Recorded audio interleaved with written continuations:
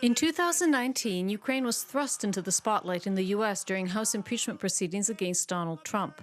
The American president is accused of abuse of power and obstruction of Congress following a telephone conversation last July with the Ukrainian president, in which Trump is alleged to have pressured Volodymyr Zelensky to investigate Democratic 2020 presidential hopeful Joe Biden in exchange for the release of vital military assistance for Ukraine.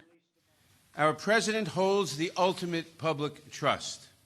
When he betrays that trust and puts himself before country, he endangers the Constitution, he endangers our democracy, and he endangers our national security.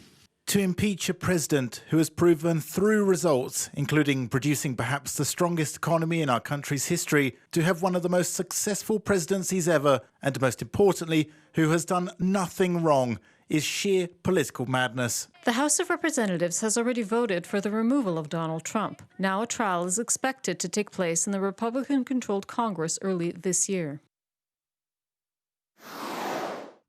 2019 was the year the United Kingdom didn't leave the European Union.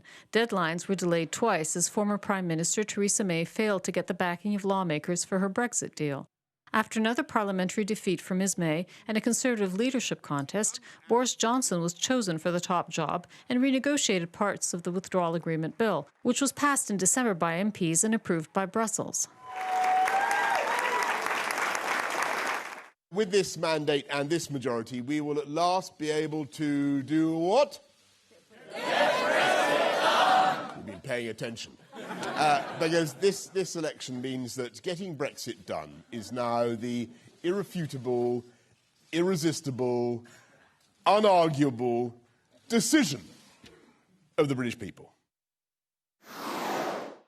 A spate of anti-government protests dominated headlines worldwide in 2019. In Venezuela, poverty and unemployment led to President Nicolás Maduro's rule being thrown into question, as opposition leader Juan Guaidó led a campaign to overthrow him.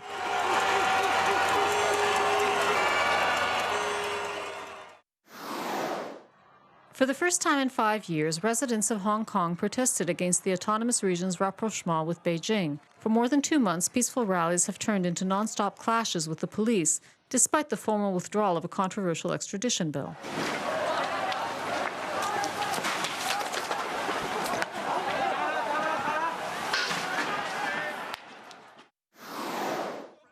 In Georgia, protesters managed to force the parliamentary speaker to resign after Russian lawmaker and Communist Party member Sergei Gavrilov sat in the speaker's chair in Tbilisi's parliament. Gavrilov had advocated for the independence of Georgia's Abkhazia region.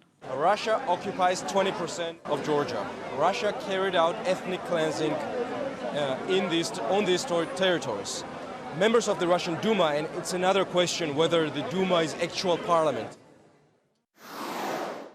Beatings, mass detentions, and fabricated criminal cases marked the August protests in Moscow. Russians took to the streets to protest the decision by the Central Election Committee not to register independent candidates for the Moscow City Council election. Moscow authorities called the brutal actions of the police absolutely justified.